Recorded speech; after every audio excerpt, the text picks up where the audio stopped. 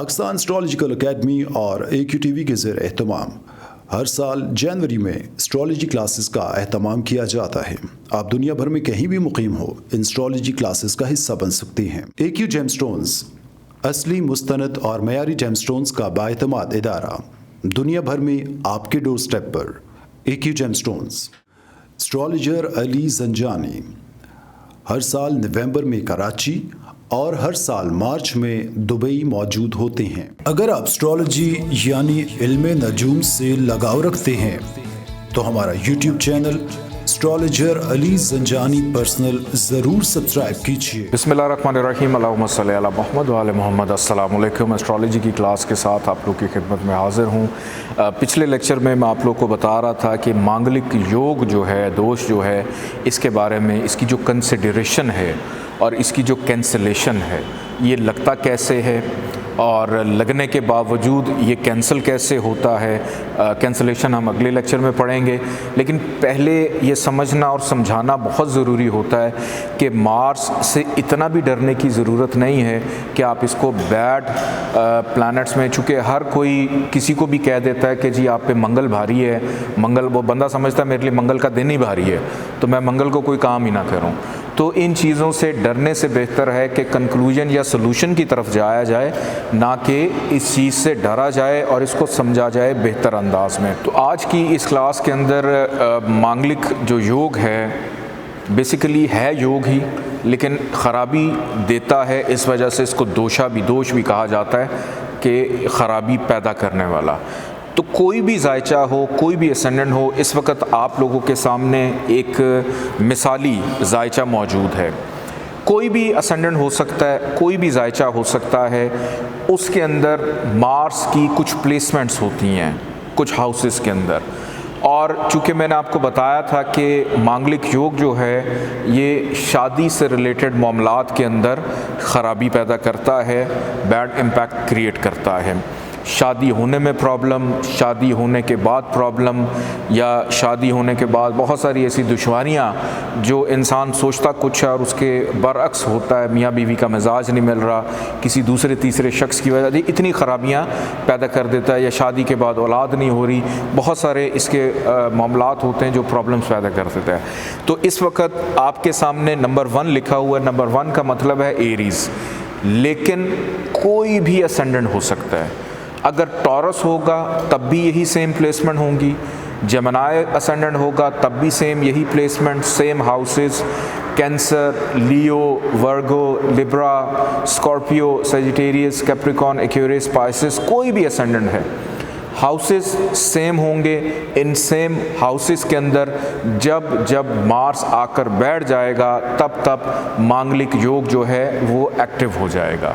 लेकिन मांगलिक योग किस वक्त एक्टिव है, किस वक्त एक्टिव नहीं है, ये मैं अगली क्लास में आप लोगों को बताऊंगा। अभी सिर्फ इसकी जो प्लेसमेंट है कि ये कैसे लगता है, किस तरह से लगता है, ये समझना बहुत ज़्यादा ज़रूरी है। और ये चीज़ अपने जहन में रखें, चूँकि इसका ताल्लुक़ शादी से है, तो 7th हाउस का बड़ा अमल दखल होता है। 7th हाउस का बड़ा अमल दखल होता है इसके साथ। सबसे पहले अगर हम बात करें कि जायचे के कोई भी असेंडेंट है, उसके 1st हाउस में अगर मार्स आकर बैठ जाए तो मांगलिक योग लग जाता है। क्यों?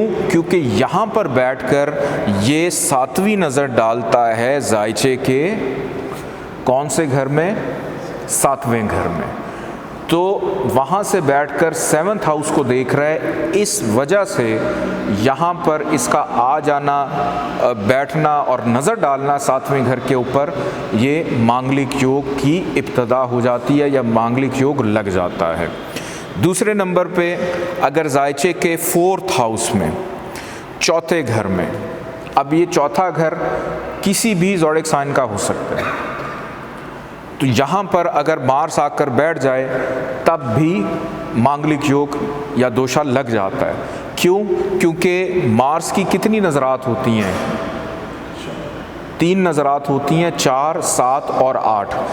यहाँ से बैठकर ये चौथी नज़र डालता है जायचे के 7वें घर में, तो इसकी बिना के ऊपर यहाँ पर भी मार्स का होना ये प्रॉब्लम्स यहाँ पर होना और यहाँ से नज़र डालना 7th हाउस में मांगलिक योग यहाँ पर भी जनरेट करता है।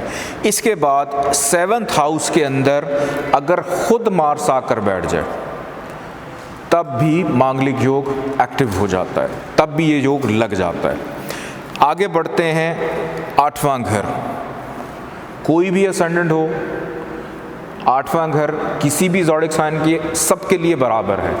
आपका जो भी असेंडेंट है वो एक अलग बात है, लेकिन ये सब असेंडेंट्स के लिए एक जैसा फार्मूला है कि 8th हाउस में अगर मार्स आकर बैठ जाए तो यहाँ पर भी मांगलिक योग एक्टिव हो जाता है।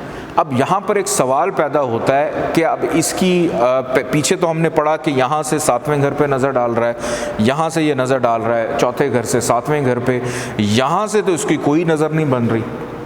अब यहाँ पे दो चीज़ें हैं, क्यों? अब साहिब जायचा का जो भी जीवन साथी है, एक तो उसके ससुराल का घर है, यहाँ से ये नज़र डालता है जायचे के दूसरे घर पे। दूसरा घर मैंने आप लोगों को बताया था ये ख़ानदान में इजाफे का भी घर, कि नस्ल ने आगे चलना है, उसका भी घर है। और मार्स जिसने नस्ल, चूँकि ह्यूमन बॉडी हर इंसान 2 प्लैनेट से बनता है, एक मार्स और एक वीनस और मार्स का जो कॉम्बिनेशन होता है ये हर इंसान की पैदाइश की वजह मार्स और वीनस है, कि 2 प्लैनेट्स जो हैं ये देखे जाते हैं एक इंसान के वजूद के जन्म लेने के लिए, वीनस और मार्स। अब मार्स खुद जाके 8वां घर मौत का घर भी होता है, डेथ हाउस है। तो यहाँ पर भी अगर ये आकर बैठ जाए कि साहिब जायचा का जो ससुराल है वो भी ख़राब, ख़ुद वो डेथ हाउस में चला गया, वहाँ से वो ख़राब हाउस से नज़र डाल रहा है दूसरे घर पे, तो ये एक ख़राबी पैदा होती है। इस बेस के ऊपर 8वें घर में भी जो एक्सपर्ट्स हैं, जो रिसर्च है वो ये कहती है कि 8th हाउस में भी अगर मार्स आकर बैठ जाए, कोई असेंडेंट हो, तो यहाँ पर भी मंगल योग एक्टिव हो जाता है। अब इसके बाद मार्स अगर आकर बैठ जाए किसी भी जायचे के 12th हाउस में, 12वां घर, तो 12th हाउस में भी अगर मार्स आकर बैठ जाए तो यहाँ पर भी मांगलिक योग लग जाता है, क्योंकि इसकी 8वीं नज़र, 3 नज़रात होती हैं, 4थी, 7वीं और 8वीं, कि यहाँ से बैठकर ये 8वीं नज़र डालता है, 1 2 3 4 5 6 7 8, तो 8वीं नज़र डाल रहा है 7वें घर पे, कि जुदाई के घर से 12वां घर किस चीज़ का होता है? ख़ात्मे का भी, इख्तिताम का, तो जुदाई का घर भी होता है, हसदीन का, नज़र बद का, नहस घर, वहाँ से वो नज़र डाल रहा है जायचे के 7वें घर पे। तो ये भी रीज़न बनता है शादी ना होने की। और फिर एक और चीज़ भी कही जाती है कि जी इसका जो ड्यूरेशन है वो 30 साल तक का होता है, कि अगर 30 साल की आपकी एज है तो मांगलिक जो काम करेगा उसके बाद ये काम नहीं करेगा, ऐसा बिल्कुल नहीं है। एक चीज़ जो पैदाइशी तौर पे आप लेकर पैदा हो गए हैं, अब वो सारी ज़िंदगी रहेगी आपके साथ। ऐसा बिल्कुल नहीं है कि 28 साल 30 साल की उम्र तक आपकी शादी नहीं हो रही। अगर आपकी शादी लेट हो रही है, लेट होने के बाद अज़दवाजी ज़िंदगी में प्रॉब्लम्स इस योग की वजह से बनेंगे। औलाद नहीं हो रही, औलाद ना होने की प्रॉब्लम हो सकती है। फिर ज़हनी हम आहंगी लाइफ पार्टनर के साथ नहीं होती। तो बहुत सारे इसके रीज़न्स हो सकते हैं, ये कहीं ना कहीं ख़राबी दे रहा होता है। अगर किसी लड़की के जायचे में इन प्लेसमेंट्स के ऊपर मार्स मौजूद है और लड़के के भी जायचे में इन प्लेसमेंट्स के ऊपर मार्स मौजूद है, तो ये योग जैसे +- 2 इकट्ठे हो जाएं तो वो कैंसिल हो जाता है। इसी तरह ये योग भी कैंसिल हो जाता है, फिर ये काम नहीं करता। अब अक्सर बुक्स के अंदर, रिसर्च के अंदर जो है, चूँकि ये योग पहले नहीं था, ये इसी सदी में इस योग का जो है वो ऐसे कहने ईजाद किया गया या रिसर्च के बाद बताया गया है। पुरानी जो एस्ट्रोलॉजी है उसके अंदर इस योग का जिक्र बहुत कम मिलता है या ना होने के बराबर मिलता है। लेटेस्ट रिसर्च के मुताबिक ये जो योग है इस पर रिसर्च करके इसको बयान किया गया। बहुत सारी जगहों के ऊपर ये भी कहा जाता है कि अगर जायचे के 2nd हाउस में मार्स आ जाए तो तब भी ये योग एक्टिव हो जाता है। लेकिन एक चीज़ यहाँ पे रिसर्च से साबित होती है कि मार्स को हम कह रहे हैं कि ये रीज़न है नस्ल का आगे बढ़ने का, और सेकंड हाउस से ये चौथी नज़र डालता है औलाद के घर पे और बेटे का योग बनाता है, तो ये किस तरह से ख़राब हो सकता है? तो सेकंड हाउस के अंदर अगर मार्स आकर बैठ जाए और वहाँ से वो चौथी नज़र डालेगा जायचे के 5वें घर पे, कि औलाद के घर पे नज़र डाल रहा है, औलाद होने के घर पे नज़र डाल रहा है, बेटे का योग बना रहा है, नस्ल आगे बढ़ाने का योग बना रहा है, तो इसका ये मतलब है कि जो भी मियाँ बीवी का आपस में बंधन है वो बजाय उसको ख़राब करने के उसमें बेहतरी क्या पैदा करेगा कि नस्ल को आगे बढ़ाने का रीज़न बनेगा, कि वो तो दोनों को मिला के नस्ल को आगे बढ़ा रहा है, तो वो किस तरह से ख़राब हो रहा है। तो अक्सर इंटरनेट के ऊपर आपको ये देखने को मिलेगा कि सेकंड हाउस को भी मांगलिक योग की कैटेगरी में शामिल कर लिया जाता है, लेकिन यहाँ पर इस बेस के ऊपर ये चीज़ कैंसिल हो जाती है कि जब वाज़े तौर पे यहाँ पर मार्स आ गया और डिग्री वाइज वो थोड़ा सा ताकत में भी हो, तो वो उस नस्ल को आगे बढ़ाने का योग बना रहा है, तो वो किस तरह से ख़राब हो सकता है, वो किस तरह से ये दोष बना सकता है।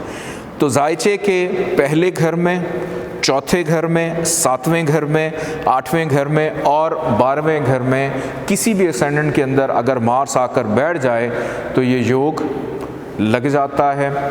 दूसरे घर में, और कुछ लोग ये भी कहते हैं छठे घर, अब छठा घर चूँकि नहस घर है, ख़राब घर है, वो ये योग नहीं बनाता, वो अलग से अपनी ख़राबी दे रहा होता है, कोई बीमारी दे देगा लेकिन चीज़ों को किसी ना किसी अंदाज में चलाता रहेगा। लेकिन जो सिम्टम्स मैंने आपसे जिनका जिक्र किया है उनकी जो एग्जैक्ट प्लेसमेंट है वो इन्हीं हाउसेस के अंदर मार्स की हो तो फिर ये योग बनाता है। अब अगली क्लास के अंदर मैं आप लोग के साथ डिस्कस करूँगा कि इसकी हमने कंसिडरेशन तो देख ली है, अब इसकी कैंसलेशन क्या होती है उस पर हम नज़र डालेंगे।